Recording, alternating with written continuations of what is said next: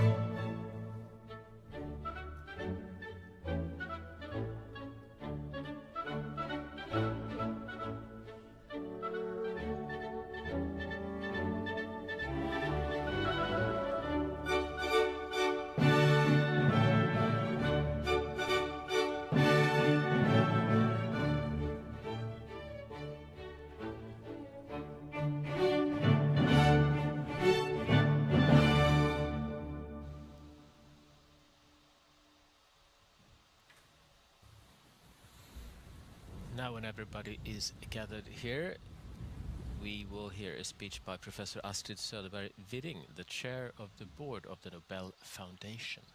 Your Majesties, Your Royal Highnesses, esteemed Nobel Prize laureates, Excellencies, ladies and gentlemen.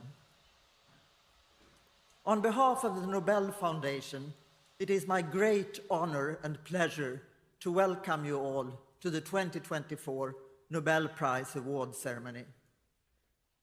In particular, I wish to welcome the Nobel Prize laureates, their families and friends.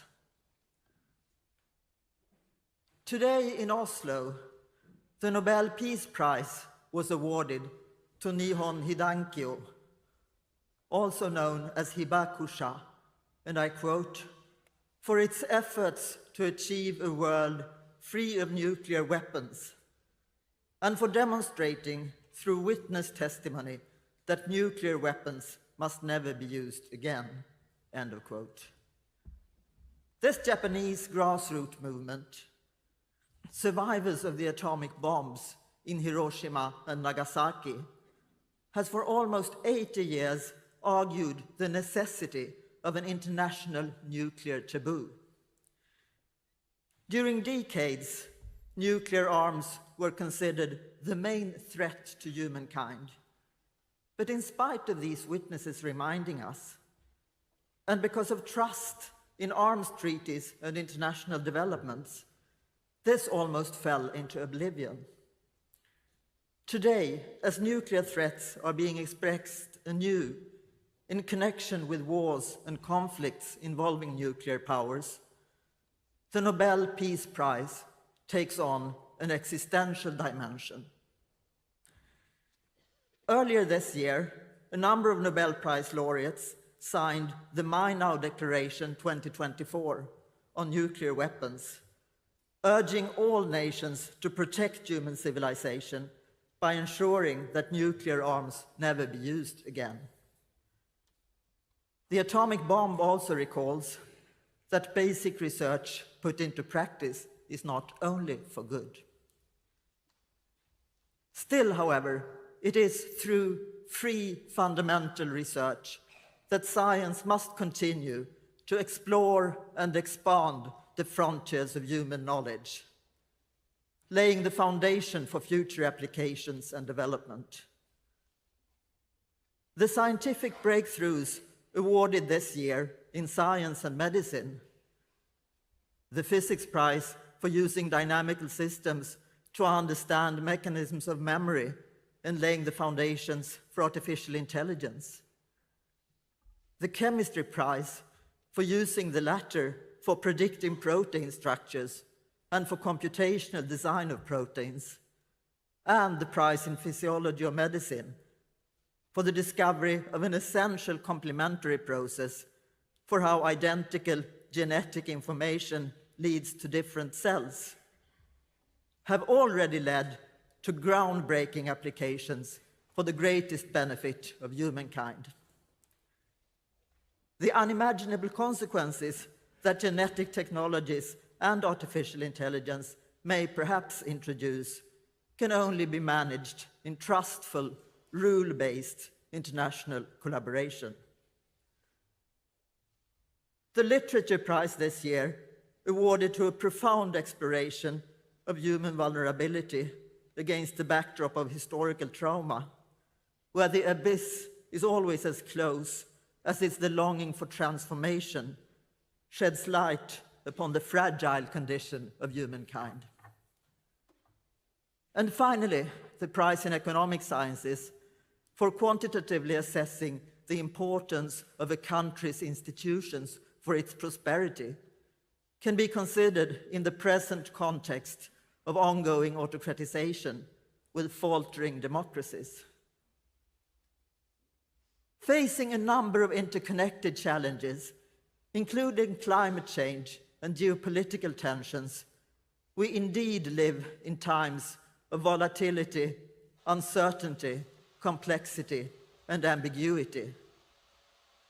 The insightful testament of Alfred Nobel, which has gathered us here, is still of highest relevance. The scientific prizes award fundamental research. Still, all the awards, in their diversity, also address the global challenges of today. The laureates have paved the way. Science, literature, and peace offer different paths to tackle today's wicked problems. But they all remind us that it is not blind destiny that decides on our future as humanity. This also offers hope. It lies in our hands to change the world. Before the first prize being awarded to the physics laureates,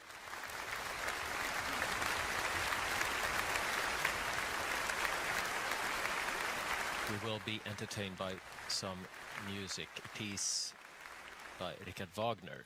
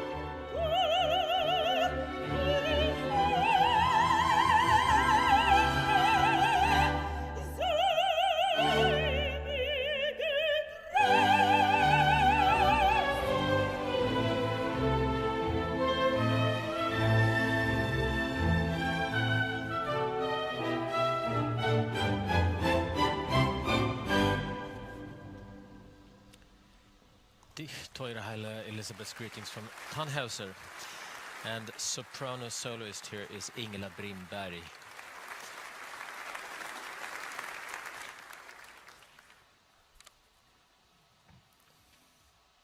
Now a presentation speech by Professor Ellen Moons. Your Royal Highnesses, esteemed Nobel Prize laureates, ladies and gentlemen. As you arrived here today, you recognized some faces instantly, and names came to you in a flash. Other names may have slipped your mind, and perhaps you felt a twinge of frustration, scanning your memory for the circumstances of the past encounters that just won't come into focus. Memory association works as a scaffold to understand new information. With every thought, the billions of neurons in our brain develop stronger connections. In 1949, the Canadian psychologist Donald Hebb said, "Neurons that fire together, wire together," to describe the mechanism of learning. This year's Nobel Prize laureates in physics, John Hopfield and Geoffrey Hinton, were inspired by the network of neurons in the human brain. They developed artificial neural networks, which are fundamental for machine learning, allowing computers to learn without explicit programming. In 1982, John Hopfield discovered that the physics describing how atomic magnetic moments align in solids, giving them magnetic properties, can also be used to describe the interactions between neurons in our brains. He developed a dynamical model for the associative memory based on networks of binary nodes, where nodes were assigned values determined by the weighted sum over all nodes. Like a ball rolling down a hill, the dynamics drive the system into the valleys of the energy landscape, where it relaxes. In these valleys, memories are located as stationary states. So this is where you will find the name of the acquaintance you were searching for in your memory landscape. As a theoretical physicist with deep roots in solid-state physics and a passion for complex processes in biophysics and neuroscience, John Hopfield's achievements are a testimony to the power of interdisciplinary thinking. Geoffrey Hinton extended Hopfield's model using ideas from statistical physics. The invention is called the Boltzmann machine, named after the Austrian physicist Ludwig Boltzmann. It contains multiple layers of nodes, and is trained using given sets of patterns. Once trained, the network can generate new patterns that resemble those in the learned set. Geoffrey Hinton is a leading figure in the development of efficient learning algorithms. He pioneered the efforts to establish deep and dense neural networks. Such networks are effective in sorting and interpreting large amounts of data, and self-improve based on the accuracy of the result. Today, artificial neural networks are powerful tools in research fields spanning physics, chemistry, and medicine, as well as in daily life. While they can aid humans in delivering fast answers, it is our collective responsibility to make sure that they are used in a safe and ethical way. Professor John Hopfield and Professor Geoffrey Hinton, you have been awarded the 2024 Nobel Prize in Physics for foundational discoveries and inventions that enable machine learning with artificial neural networks. It is an honor and a privilege to convey to you, on behalf of the Royal Swedish Academy of Sciences, our warmest congratulations. I now ask you to step forward to receive the Nobel Prizes, your Nobel Prizes, from the hands of His Majesty the King. Professor John Hopfield and Geoffrey Hinton here first. John Hopfield, and he will receive, well, of course, a diploma and a Golden Nobel medal from His Majesty the King of Sweden.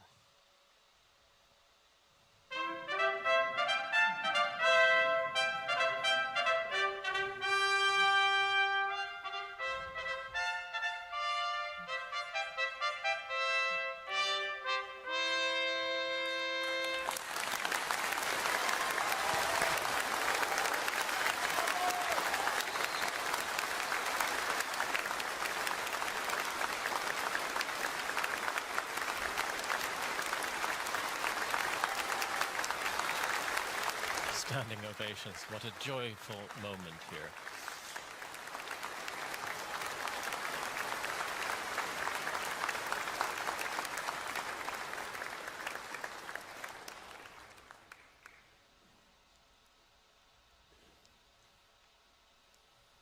And of course now is the turn for Geoffrey Hinton to receive his physics prize. Geoffrey Hinton, by many dubbed as one of the godfathers of AI, that has been vocal in the AI debate recent years as well.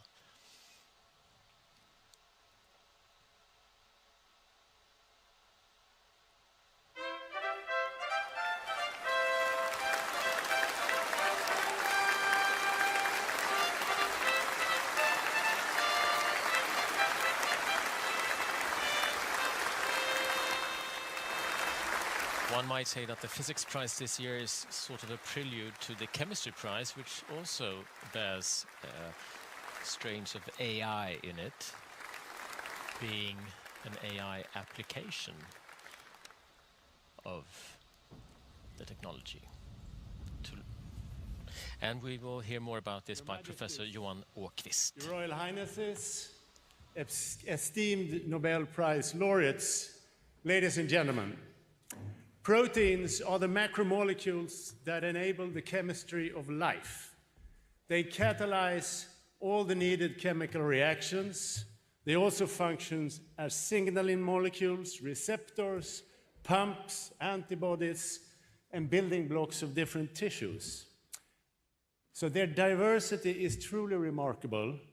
And to understand how proteins work, you need to know what they look like. So proteins are basically polymers made up from an alphabet of 20 amino acids. And these can be combined in endless ways. A typical protein may contain maybe a few hundred amino acids and thousands of atoms. So their magic derives from the fact that these strings of amino acids fold themselves up into well-defined and complex three-dimensional shapes. Now, even more magically, the 3D structures are somehow encoded in the sequence of amino acids. So a complex three-dimensional pattern is thus encoded in a linear sequence. Hence, it should be possible to predict the 3D structure of a given protein directly from its amino acid sequence. And this 50-year-old problem has been called the grand challenge of biochemistry. However, progress in protein structure prediction was slow for many years. But one can also turn the problem around and ask, given a certain 3D structure, what amino acid sequences would fold up into this structure? This would enable the design of completely new proteins. And David Baker showed in 2003 that it was possible.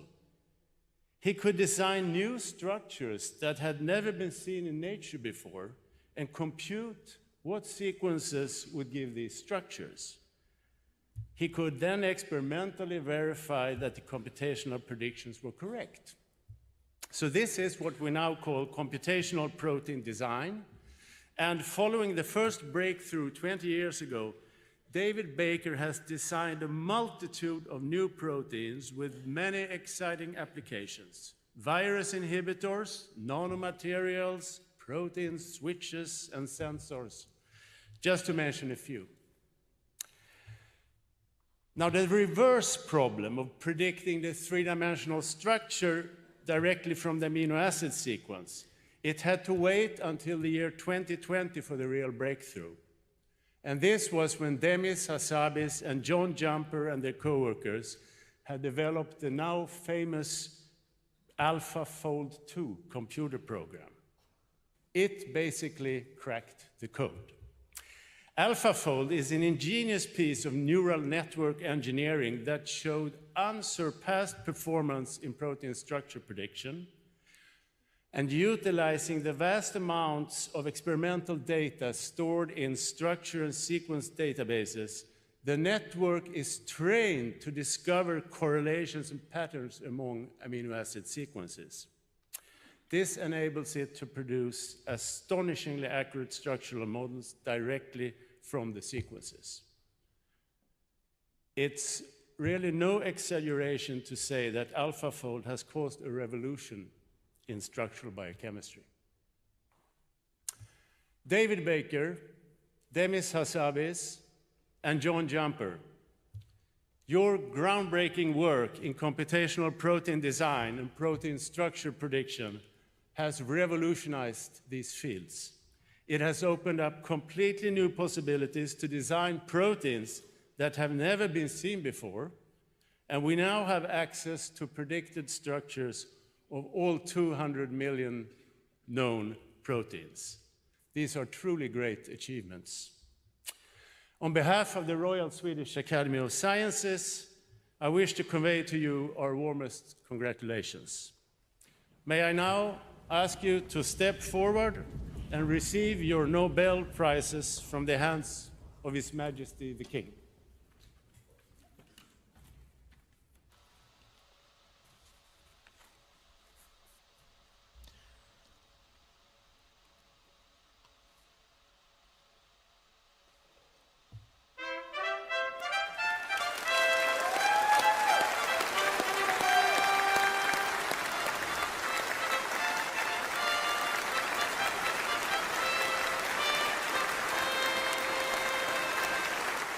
David Baker, first to receive his chemistry prize for his groundbreaking research, and then we have what might be called a true a prize. Well, this is a prize in true Nobel spirit for, you might call the AlphaFold AI model an invention, in the same way as Alfred Nobel once envisioned his prize to be awarded to the people who had done the most use for humanity during the past year. Well, this invention, AlphaFold, is 4 years old. Very young to be a Nobel Prize material.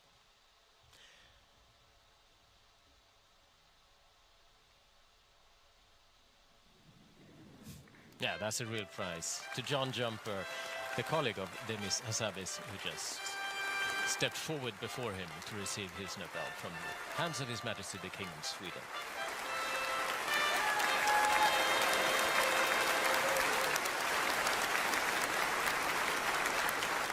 Family, colleagues and friends invited are sharing this glorious moment. And before we move on to physiology or medicine, let's have a break with some more music by Arnold Schönberg.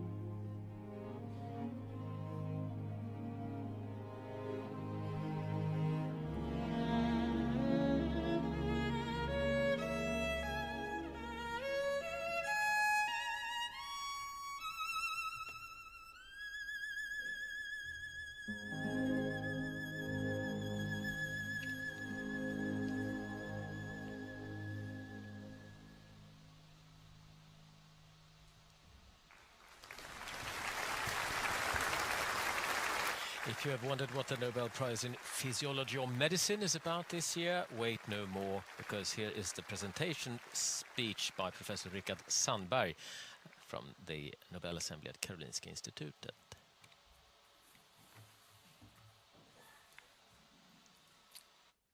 Your Majesties, Your Royal Highnesses, esteemed Nobel Prize laureates, ladies and gentlemen.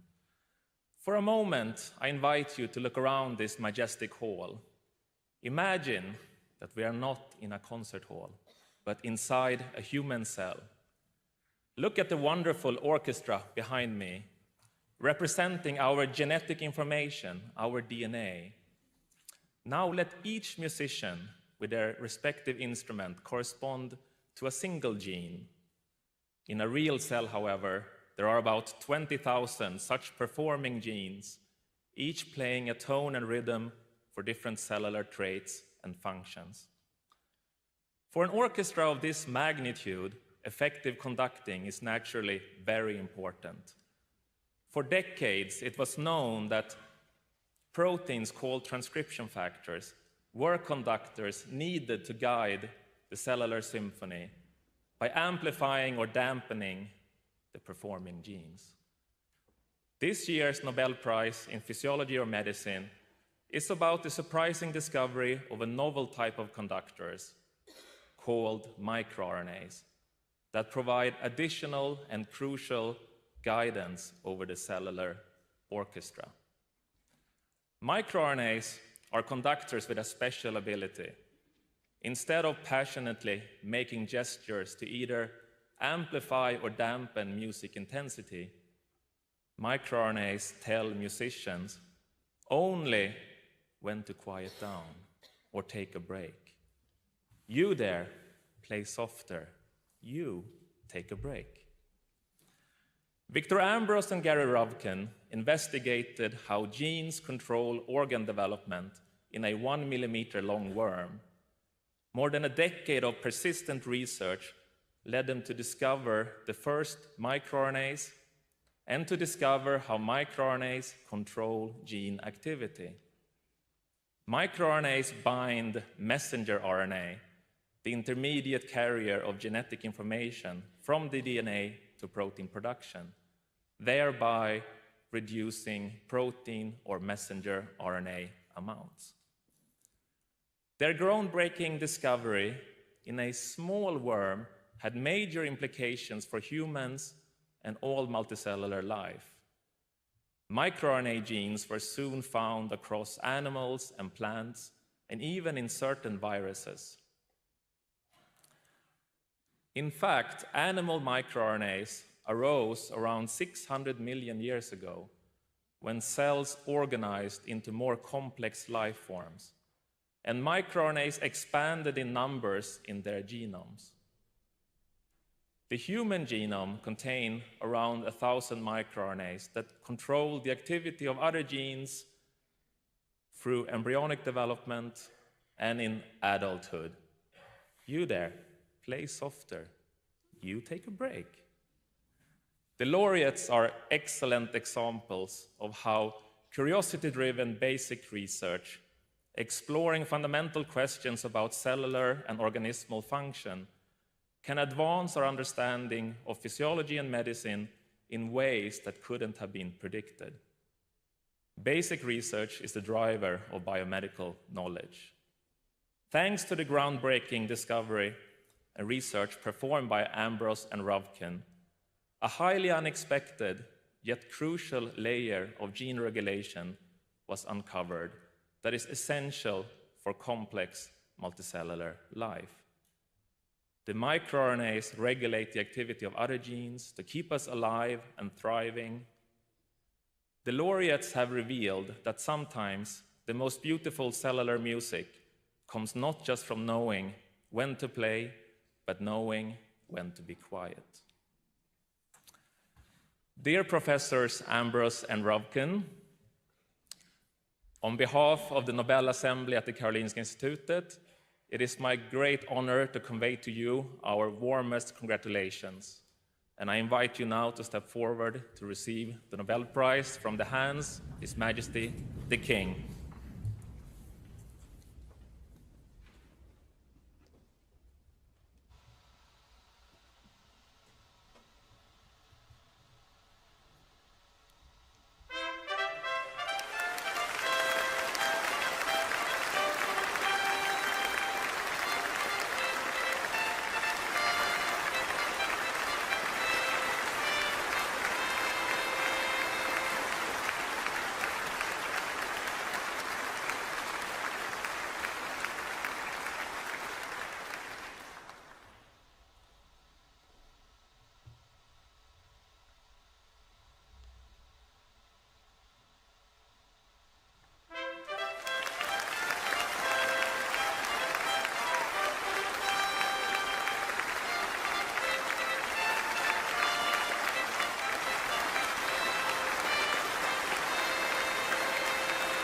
Sings the most beautiful cellular music comes not just from knowing when to play, but knowing when to be quiet. I will do just that and let you listen to some nice music instead.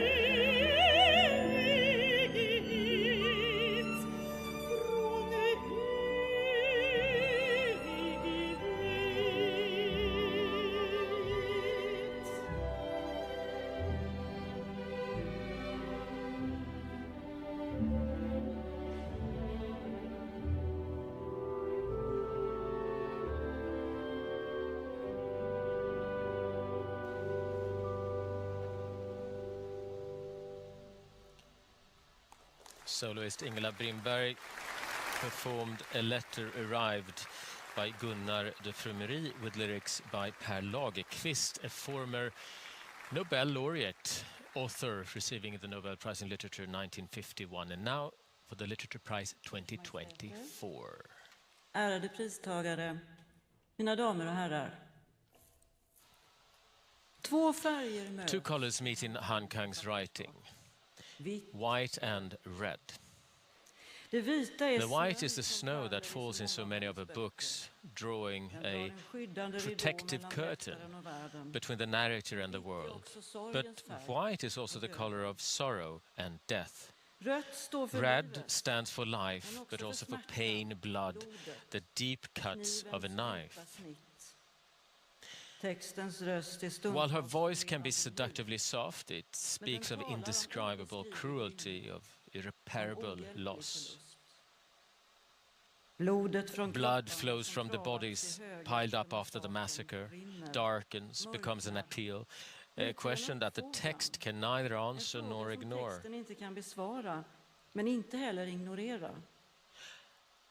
How should we relate to the dead, the abducted, the disappeared? What can we do for them? What do we owe them? The white and the red symbolize a historical experience that Han returns to in her novels.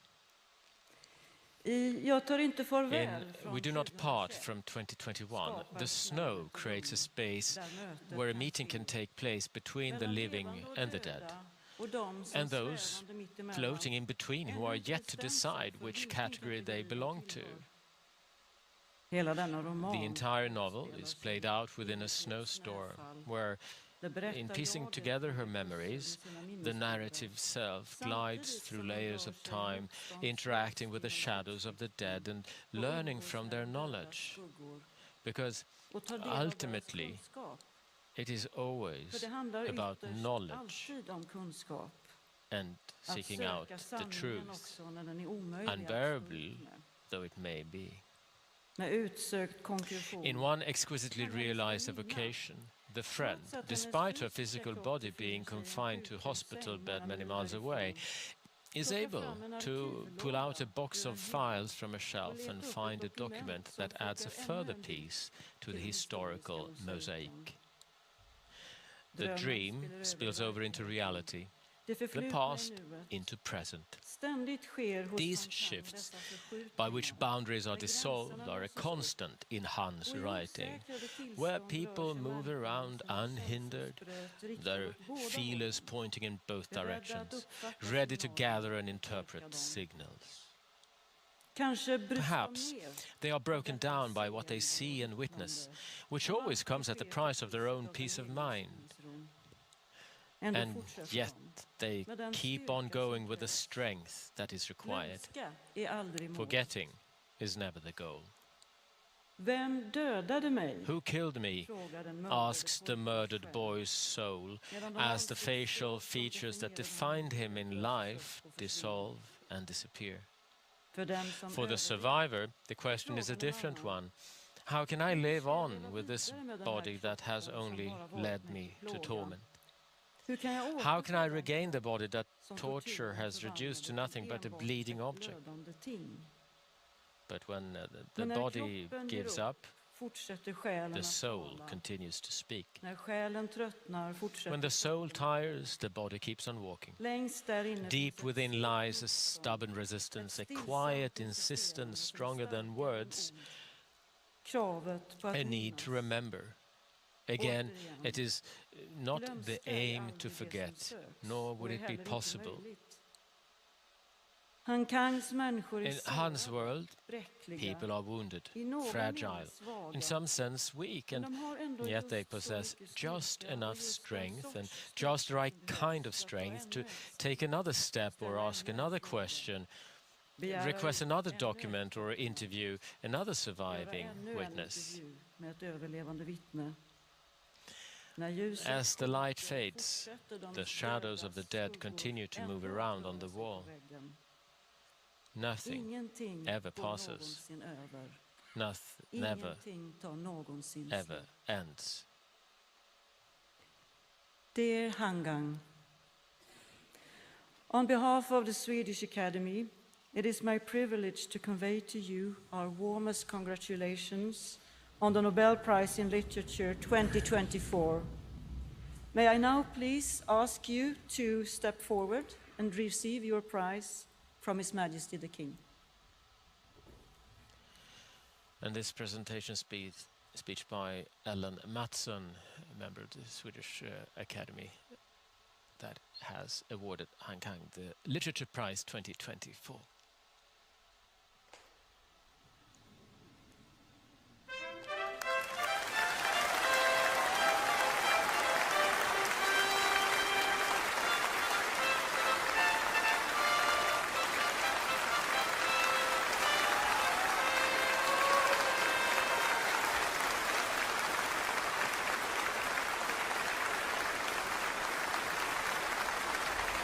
Leading up to the final prize, we will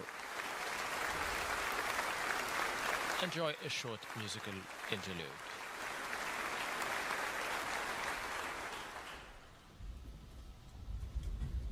Performed by the Royal Stockholm Philharmonic Orchestra under conductor Johannes Gustafsson.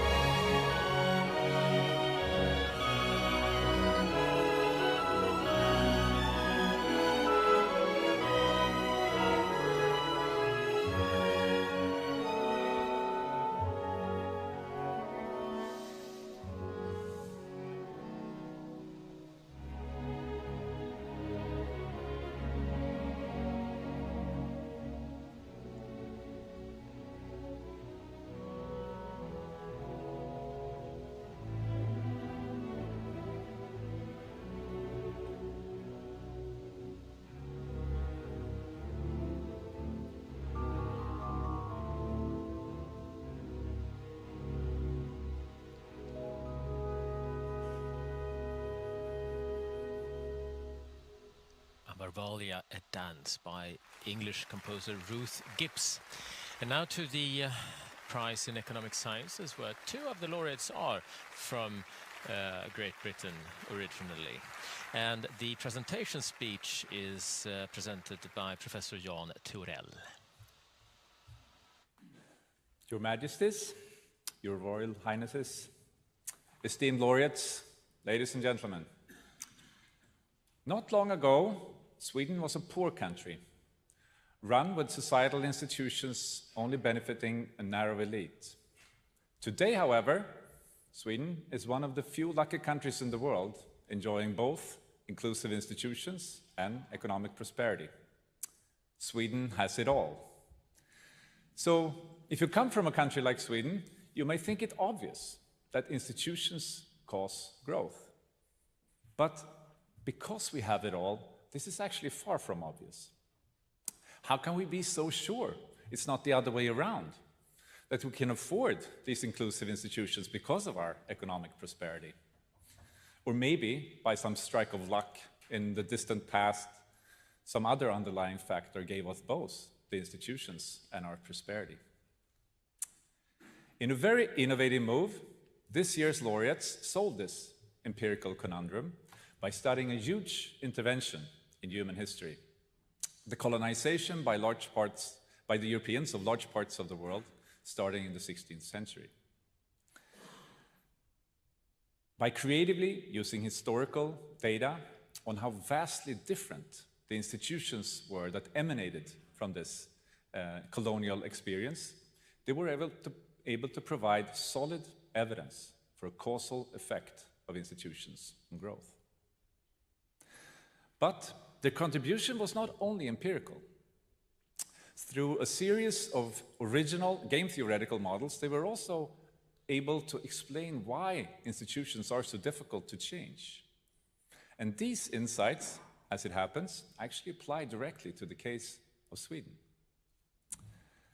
Not far from here, in December 1918, the Swedish Parliament, on a late December night, about as cold as this one, passed an important government bill to secure both female and equal suffrage to the Swedish population. This particular decision can be seen as the eclipse of a series of reforms of both the political and economic institutions of Sweden. But the decision didn't come lightly. The conservatives, whose economic benefits were on the line, fought hard against it. In the end, on that cold December night, they accepted defeat. Why did they? The short answer is to thwart an imminent threat of revolution. The political situation in Stockholm at this time was tense as a bowstring. The year before had seen the Russian Revolution. Also in neighboring Finland, a civil war was raging. And then in early November 1918, the abdication of the German emperor sent shockwaves throughout the continent that also reached the Swedish capital. At this moment, the Swedish military conscripts were effectively disarmed, and an armored boat with a loyal crew moored in the waters close to the Swedish Parliament building. Yet, the conservatives understood a crucial thing. They couldn't sweet-talk themselves out of this situation. Simply promising future welfare reforms for the material benefit of the general population wouldn't do the trick, because everyone understood that come the day when the situation had calmed down, such promises could easily be broken. Thus, the only way to appease the masses was to relinquish power itself by extending the franchise. The more general significance of this so-called commitment problems has also been highlighted by the laureates. And it helps us understand not only why institutions are so persistent, but also why they sometimes, as in Sweden in 19, change. Professors Acemoglu, Johnson, and Robinson. These contributions are also of practical importance because the huge and persistent income gap between the poorest and richest countries in the world has enormous consequences for billions of people living in the world today. And your work shows that promoting democracy and inclusive institutions is an important way forward for closing this gap. So, it is my honor and my privilege to convey to you, on behalf of the Royal Swedish Academy of Sciences, our deepest and warmly felt congratulations. Now, please step forward and accept the prize from His Majesty the King.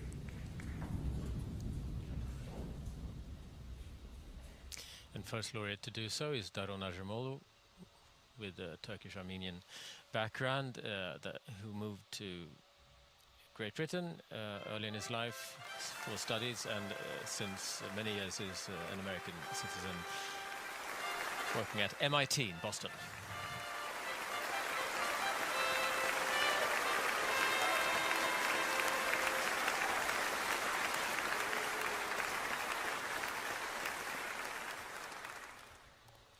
At which institution also Simon Johnson is affiliated. Simon, who, when he doesn't do research, is a great football fan.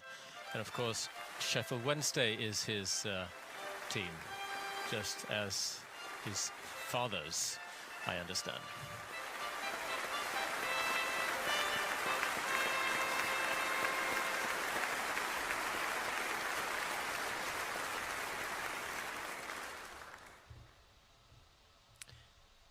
and James Robinson at the University of Chicago, a great aficionado, or I don't know what to say. The correct word would probably be very interested in everything that has to do with African culture and history.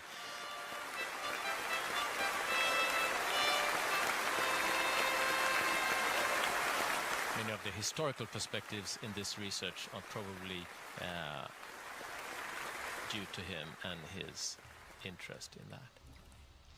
And now it's time for the awards ceremony to conclude.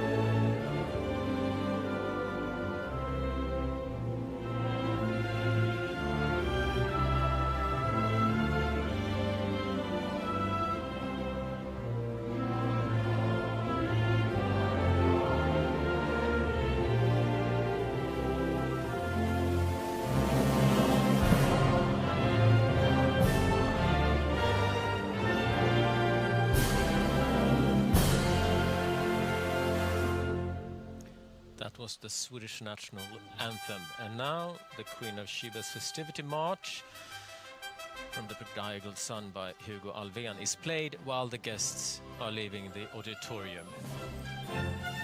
And to that music, I wish to thank you very much for joining us here in Stockholm today on the 10th of December for the 2024 Nobel Prize Awards ceremony.